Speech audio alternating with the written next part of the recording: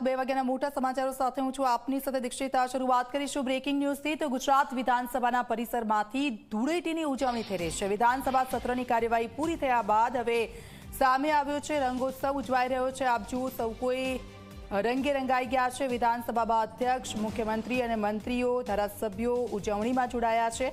પરંપરાગત નૃત્ય અને રંગોની છોડો વચ્ચે આ ઉજવણી થઈ રહી છે। मतभेद અને મનભેદ ભૂલીને ધારાસભ્યોએ રંગોનો આ પર્વ મનાવ્યો છે। કેસુડા અને ગુલાલથી ધૂળેટી રમવામાં આવી છે।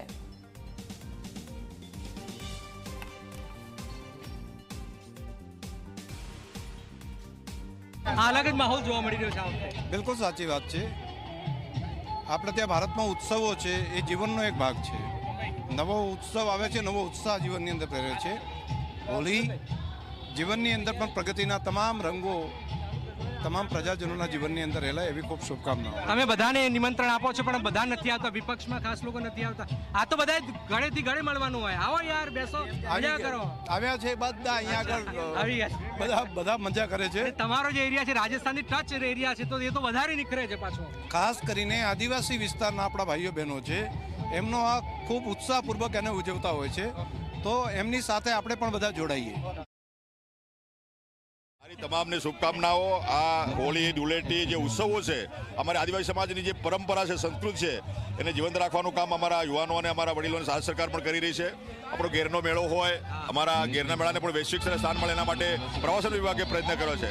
અને આ હોળીના દિવસે હું એટલી જ શુભેચ્છા પાઠવું છું કે આપણામાં અંદરની પડેલી જે આસુરી શક્તિઓ છે એને હોલિકા દહનમાં એ આસુરી શક્તિનું હુતાશ નહીં થાય અને સુખ, શાંતિ, સમૃદ્ધિ, સત્યનિષ્ઠા પર આપણે આગળ વધીએ અને આ વિકાસના રંગોત્સવમાં, વિકાસના ઉત્સવમાં, વિકાસના વસંતોત્સવમાં, આ વિકાસની હોળીમાં બધા જોડાય એવી મારી શુભેચ્છા। એક છેલ્લો સવાલ, હોળી પર ગીત બહુ જબરજસ્ત ગવાતો છે આદિવાસીમાં, તમને કોઈ યાદ હોય તો? અમારા હોળી ઉપરના જે ગીતો છે એમાં ફટાણા ગવાતા હોય છે, ફાગણના ગીતો ગવાતા હોય છે, અને અમારી માતા બહેનો બધા સાથે મળીને ગીતો જે ગાતા હોય છે એમાં પારિવારિક ભાવના અને સાથે સાથે સમન્વયની ભાવનાથી બધા ગીતો ગાતા હોય છે, અને એના ફટાણા અમારા વડીલો કરતા છે। એમાં